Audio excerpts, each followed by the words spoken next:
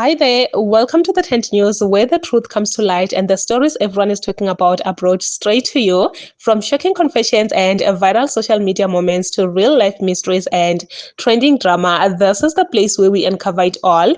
Now, please watch this video first, and I will be back with the rest of my commentary. Khule mina ngicabanga ukuthi uJehova noShembe into eyi-one.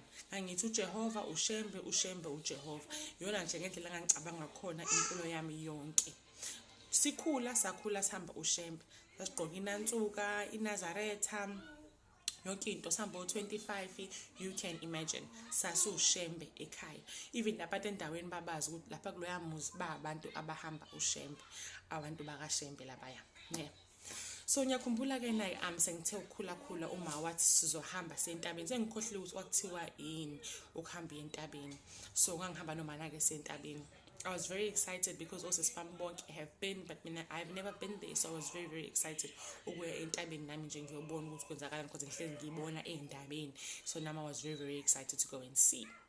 So while we are going sisahamba ke noma safika sizaqala ke manje siyagibela ke intaba yabo siyahamba ke intaba nabanye nje abantu abaningi endleleni ehambayo kube khona lamaplate lawa alokho esidlula amaplate amhlophe aphethe abantu besilisa lamaplate lawa uma athi ungawabheki lamaplate emehlweni because mangabe wabheka uzomenza ummento ongapheli ne so ngithi mina angifuni nomuntu ongasozi waphela so ngingawabukela lamaplate mangabe edlula but deep down I'm like thinking to myself ukuthi hayibo ngifuna ukwabuka manje lamaplate yabo ngingane nami I'm kind of a little bit rebellious yabo leyo nto but scared because still ngisayingane I didn't look at amaplate so sanyuka masifika phezulu entabeni wonke umuntu usefikile sonke sesisettled entabeni iqhamuka ihelicopter mayifika le helicopter iyalanda down mayilanda kuphume umuntu wonke umuntu amen ingcwele amen ngizibuza mina hayibo why labantu mangabe kuphuma lo muntu lona kuphuma lo muntu lona kwi-helicopter wonke umuntu waqala nje wathi amen athi mina ngoba uShembe ngifuna uShembe athi uma ngithi ngithi okay ngiphile futhi mina kanjani ukuthi uShembe lona kanti uphila nathi la emhlabeni athi nojabulo ume okay but ngibe ngingaqakeke aqala lapho iconfusion ukuthi kanti akushongo yini ukuthi washona kwenzakalani because mina engqondweni yami I think ukuthi uJesu noShembe into eyi-one so manje because nangu uJesu uShembe kwenzakalani inkolo yami yaqala ke lapho yashifta from there and kwathi ke emva kwalokho nje uma mangabe ngimbuza nje hlezi nje lokho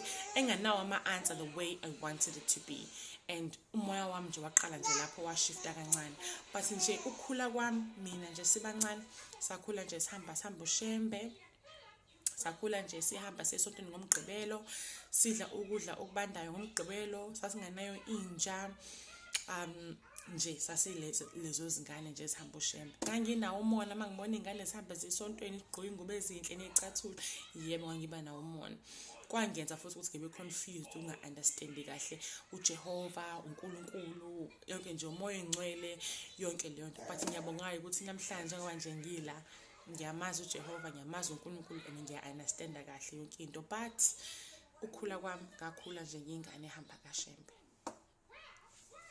Ngifuna ukuphendula ubhuti othi asizwakali istory sakho wawuhamba u-25 kodwa ungamazi uShembe ungakaze uye ebuhleni wena usentabeni okay yabona khathi ngihamba ngentabeni ngihamba noma ngahamba kanye that's why ngine-story esi-1 ngihamba sentabeni ebuhleni nakhona futhi ngakanye nakhona futhi nginaso istory sokuya ebuhleni and u-25 ngawuhamba nosisibanga I think maybe kabili or kathathu and I think the reason why I even went to 25 ngangihamba because I think it was more of them babysitting me it wasn't because ngangihamba ngiyothola iziyalo zokuhamba u-25 ngiyakhumbula nje into engikhumbulayo with regards to 25 ngiyakhumbula nje iculo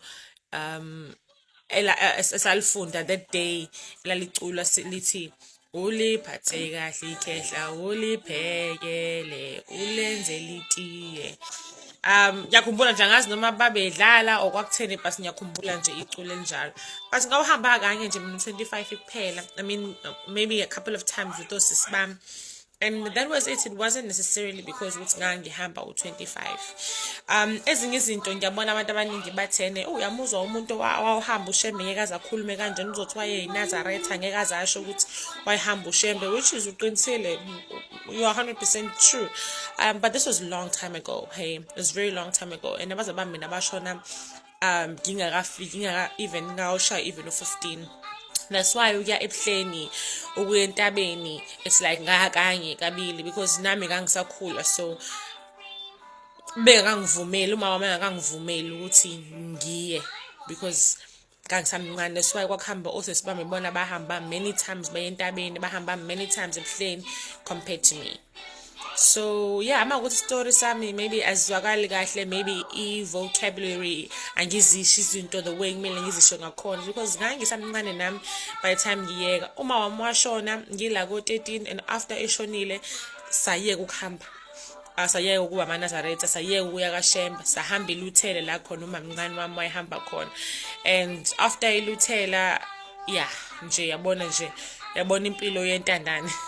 So yeah, I hope you understand again. Sharp. This lady right here has left social media divided after she has taken to her TikTok account to share ukuthi yena she thought ukuthi uShembe nguyena uNkulunkulu like when growing up and stuff like that, and he explained what really happened. But in this case I feel like the mother was supposed to explain. And I also do understand it. Maybe she just thought, no man, like this is just a baby, like she's just talking too much. And if I know, she was actually planting something that will just grow into something else, because you cannot tell me that you believed with a human being that is walking here in this world is God. That's bad. I feel like as parents need to do better. Yes, her mother was supposed to explain to her everything. Nope, this is our pastor or this is our prophet. This is a church, yes, and God is God.